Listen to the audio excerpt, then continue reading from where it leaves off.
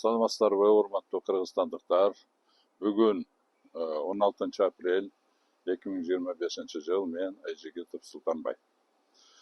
Сиздерге жакшы маалым болгондой, 28 мартта БШК мени мыйзамсыз өзүнүн чечими менен депутаттык мандатымдан ажыраткан. Ошого байланыштуу мен ошол эле күнү БШКнын чечимине, БШКнын өзүнө сотко берген болчумун.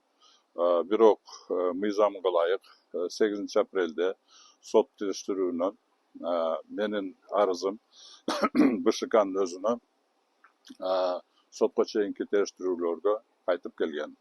Ошого байланыштуу бүгүн административдик процедуралар жөнүндө мыйзамынын 66 беренесине ылайык ушул сотко чейин териштирүүлүктөн баштап жогорку сотко чейин териштирүүлөр бүтүп, же нары же бери болмойнча менин маселем бул БШКнын мыйзамсыз чечими токтотулуп күчүнөн айырылып турат. Мен болсо өзүмдүн милдетимди аткарып, депутаттык милдетимди аткарып, жогорку кеңешке ишке чыгып иштей беришим керек.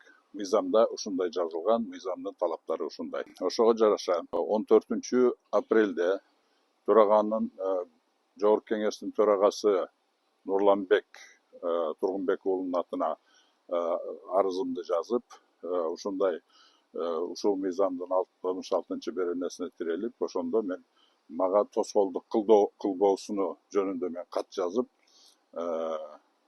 жазган элем. Иначе ошолорду эгер силер сактабасаңар, барыңар жоопко тартыласың деген мааниде катты жөнөткөн болчумун.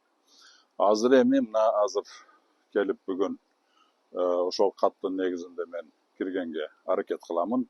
Азыр эми көрөбүз канчалык экен жогорку кеңеш үчүн Ташиевдин приказы жогорубу же азыр биздин Кыргызстандын мыйзамдары жогорубу, ошону азыр мен кирип билемин. Жыйынтыгын сиздерге чыкканда айтып берем. Рахмат. Жок, видео документ мне нужен. Сен өзүң эмеңди эле аткарып атасың. Ошону айтып кой. Мунун эле айтып кой, эмне коркосуң? Мына алып бардым бул катыңызды. Караштырып атат экен. Азырынча болсо сот токтомун эмеси менен эле колдонуп атабыз жетекчилер. Сегодня 16 число. Да. Время 11 часов. Мы действуем согласно Приказу. Это постановление ЦИК по последним данным. Да. А ваше письмо рассматривается. То есть пока еще команды нет о том, чтобы беспрепятственно меня пропустить на рабочее место, да? То есть они еще пока думают. Но рассматривают ваше письмо. То есть они все думают, что выше, приказ Ташиевой или закон, да? Они думают. Здесь...